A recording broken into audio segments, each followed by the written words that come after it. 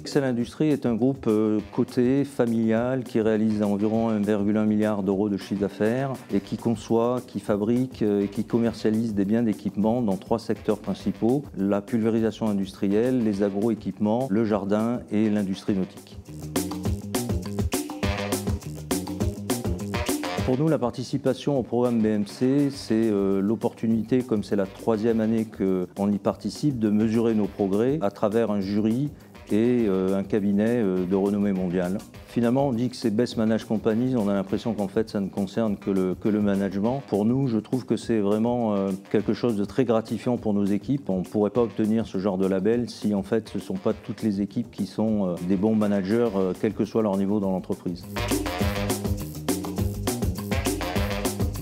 Donc sur cette 3e année, en fait, on s'est beaucoup concentré sur notre capacité à créer de la valeur durable, c'est-à-dire à créer des avantages pour nos salariés, pour l'environnement et pour nos actionnaires. La RSE, c'est quand même un sujet sur lequel l'ensemble des entreprises aujourd'hui se concentrent. C'est vrai que depuis l'année dernière, on est passé d'une phase où on avait fait un gros diagnostic à une phase où maintenant on est en train de produire toute une série de plans d'action et d'initiatives. Par exemple, on a beaucoup progressé sur l'utilisation de PVC recyclé dans nos tuyaux, et on sait que le plastique, c'est un matériau qui est très polluant.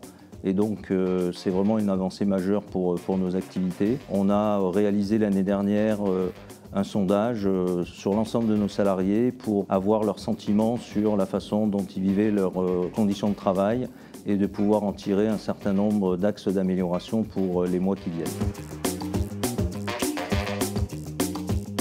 On a prévu de postuler à nouveau l'année prochaine. Un des grands chantiers sur lequel notre directeur général Daniel Tragus a demandé à l'ensemble du groupe de travailler est en fait l'excellence opérationnelle, et particulièrement sur la supply chain qui a beaucoup souffert pendant et surtout après le Covid. Donc on a des gros progrès à faire et c'est vraiment un chantier sur lequel on va se pencher avec sérieux.